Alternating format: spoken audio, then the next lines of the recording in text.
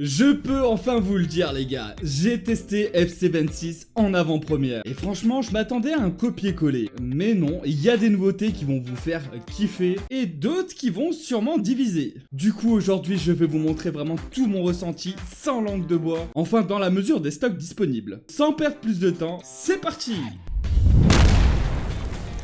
On va pas se mentir, sur FC25 c'était quand même relativement compliqué. Entre les bugs de la mi-temps, entre les bugs d'animation, entre les persos qui n'étaient pas assez fluides, et j'en passe. Du coup sur FC26 ils ont vraiment intérêt à corriger tout ça. Et ça sera sûrement le cas. Dès le premier match d'FC26 que j'ai pu faire les amis, j'ai vu une petite différence instantanément. À savoir que j'ai joué sur un mode qui est hors ligne, parce que forcément il y a personne sur les serveurs. Ça laisse le bénéfice du doute et faut pas oublier que ça reste une bêta. Donc là je me suis vite aperçu qu'il n'y avait pas vraiment beaucoup de changements. Je me suis dit c'est bizarre. Et en fait j'étais en mode authentique. Le mode authentique, même dans les modes hors ligne, tu peux le basculer en mode compétitif. Et c'est là où est vraiment le réel changement du jeu. Ça devient une dinguerie les amis. Au niveau de la réactivité des joueurs, c'est vraiment phénoménal. Quand tu as vraiment un perso avec de la vitesse, tu pourras vraiment prendre de la vitesse. Donc ça va être encore corrigé sur le temps. Et on sait très bien que même après la sortie, le jeu continue à changer. Le mode authentique, c'est vraiment pour se rapprocher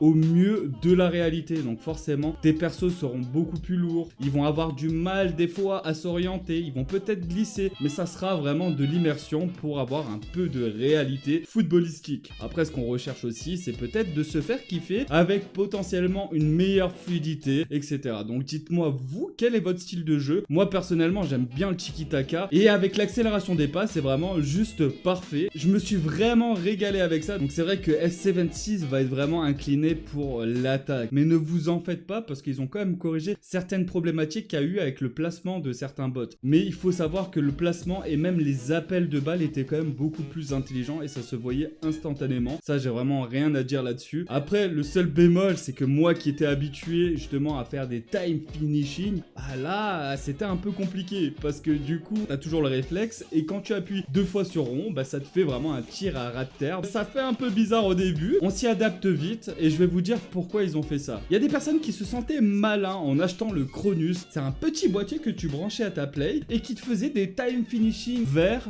de l'extérieur de la surface, l'intérieur de 30, 40, 50 mètres et ça finissait au fond. Ils ont vraiment voulu annuler tout ça, donc c'est pour ça qu'ils ont enlevé le time finishing. Donc encore une fois, s'il y a des fonctionnalités qui sont enlevées ou des trucs qui sont modifiés, c'est aussi des fois à cause de la communauté. Enfin bref, retournons à nos moutons. Les gardiens ont été améliorés et ça m'a vraiment surpris parce que franchement il y avait des tirs normalement sur FC25 qui rentraient tout le temps. Bah là il y avait quand même des arrêts et je dis waouh, sans déconner les gars. Et pourtant je suis le premier à dire que là cette année sur FC25 les gardiens c'est comme si on n'avait pas. À part en club pro, il y a des gardiens qui savent maîtriser leur poste et ça, il n'y a pas de souci. Mais je te parle vraiment de l'intelligence artificielle du gardien. Elle a été vraiment upgrade et j'ai remarqué aussi que dès que le gardien fait un arrêt, ça revient beaucoup moins sur l'adversaire. Après, encore une fois, voilà, c'est un mode hors ligne, c'est contre des bots. Donc forcément, on n'a pas l'immersion totale pour le moment. En tout cas, c'est les premiers avis que j'ai par rapport à ça. Par rapport à la défense, j'ai vu vraiment un réel impact, que ça soit même en hors ligne. Je vous explique un cas de figure. J'avais Vinicius Junior et en face, il y avait Van Dijk. Comment te dire, Vinicius Junior voulait prendre le ballon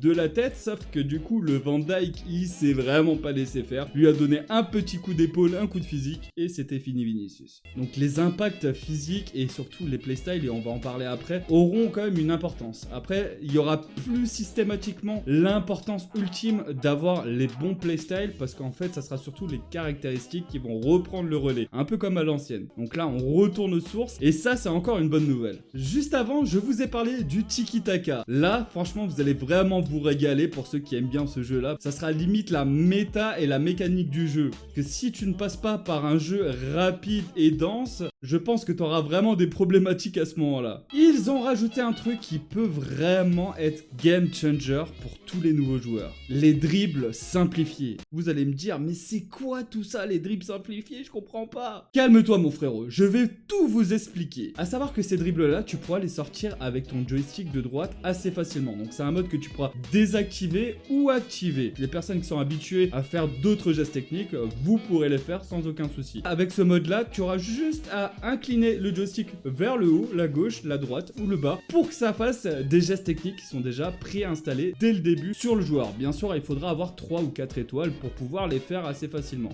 Donc vers l'avant, c'est une roulette, sur les côtés, c'est un ball roll ou un drag turn. C'est vraiment bénéfique pour tous les nouveaux joueurs. Il y a beaucoup de personnes qui savent pas trop maîtriser ces genres de gestes et là ça permet d'avoir une fluidité et le fait que certaines personnes qui ne pouvaient pas faire de différence avant peuvent le faire là. Après, connaître tous les gestes méta et tout ce qui va avec sera beaucoup plus bénéfique, donc après tu auras juste à le désactiver et après à faire les gestes que tu souhaites. Dites-moi ce que vous en pensez de cet ajout. Juste avant, je vous parlais des playstyles. Il y aura 5 nouveaux playstyles. Premier nouveau playstyle, enforceur. Donc ça c'est vraiment pour donner de gros coups de physique, pour envoyer balader tous les nains de jardin. Donc bien sûr, faudra que ça soit assimilé aux caractéristiques. S'il a 0 de physique, ça ne fonctionnera pas. Enfin, c'est juste parfait ça. Deuxième playstyle, Game Changer. Ça c'est pour toutes les frappes spectaculaires style Trivelas. Troisième playstyle, Aerial Fortress. Ça c'est pour nos amis les défenseurs, c'est pour avoir une meilleure détente et aussi mettre un petit peu des coups de physique de temps en temps, mais pour pouvoir dégager le ballon, pour être tout simplement le maître des airs dans ta surface. Quatrième playstyle, Précision Heather. Oui, je sais, mon accent anglais est au top les amis, je sais, calmez-vous.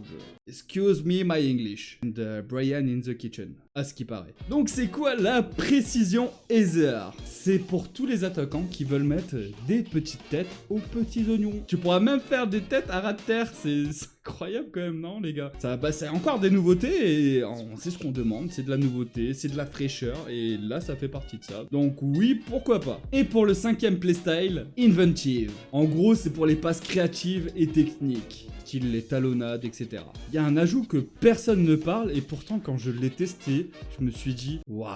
C'est le mode contraste. Il y en a pas mal qui pensaient que c'était pour les daltoniens ou les personnes qui avaient des problèmes de vue. Mais non, pas du tout. J'ai vu cette fonction mais vraiment révolutionnaire et dommage qu'ils l'ont pas mis avant parce qu'en fait ça permet vraiment de moins fatiguer les yeux. C'est vraiment ce que j'ai ressenti instantanément et en plus de ça de voir un peu mieux tes adversaires ou tes coéquipiers et surtout tes coéquipiers parce que je sais que là sur le mode club pro il y a des personnes qui n'ont pas trop de vision et peut-être qu'avec le mode contraste ils pourront voir peut-être un peu mieux les déplacements de leurs coéquipiers. Pour moi ça je pense qu'il faudrait que tout le monde puisse jouer avec. Je sais qu'en termes de visuel c'est pas top, mais pour les gros tryharders ou pour vraiment les personnes qui cherchent vraiment la performance et surtout éviter de se fatiguer avec des informations un peu inutiles, en mode quand t'as le terrain vert, des fois t'as les gens qui ont des maillots verts, certains trucs qui sont vraiment pas trop compréhensibles et grâce à ça tu pourras te focus dans ta game assez facilement. Et ça pour moi je trouve ça vraiment super cool. Dites-moi votre avis là-dessus en commentaire les amis. Oui, le gameplay est meilleur cette année, mais faut savoir que là c'est un mode hors ligne et que c'est encore une version bêta. Donc j'ai encore un peu des doutes concernant peut-être les serveurs ou peut-être directement la fluidité quand on va jouer contre des adversaires en ligne. Donc j'ai vraiment hâte de voir tout ça et vraiment hâte de voir si on pourra garder ce même gameplay qu'on a sur ce mode kick-off. Donc le seul truc que j'ai vraiment plus envie de voir c'est des scores comme 11-10, 9-8, des scores qui n'ont rien à voir avec du vrai foot. Donc après on sait que c'est vraiment la communauté justement qui va développer le jeu et justement c'est la dernière chose que je vais vous parler dans cette vidéo et c'est vraiment le plus important les amis, c'est justement de vous diriger vers le feedback d'eSport. Et oui, cette année en fait ils vont essayer de se mettre un peu plus derrière nous. Tout ce qu'on va relever sur les feedbacks, en fait ils vont essayer de voir le pour, le contre, il y aura des sondages, du coup ils verront les pourcentages des gens qui sont contents, pas contents, ce qui permettra vraiment d'améliorer le jeu sur le long terme pour préparer de très grosses choses sur les futurs opus. En bref, je suis bien surpris, mais encore une fois, faut prendre des pincettes avec tout ce que je vous dis là. Ça va encore changer avec le temps. Pour tout ce qui est nouveauté au niveau Ultimate Team, Club Pro et carrière, je vous tiendrai au courant dès que je peux vous en dire plus. Je vous mets le calendrier des différentes sorties des teasers. Et vous du coup, vous en pensez quoi d'FC26? N'oublie pas de lâcher ton petit pouce bleu et de t'abonner avec la petite clochette de notification. Et oui, des fois on pense qu'on est abonné, en fait on l'est pas. Donc abonne-toi. On se dit à très bientôt. Allez, ciao!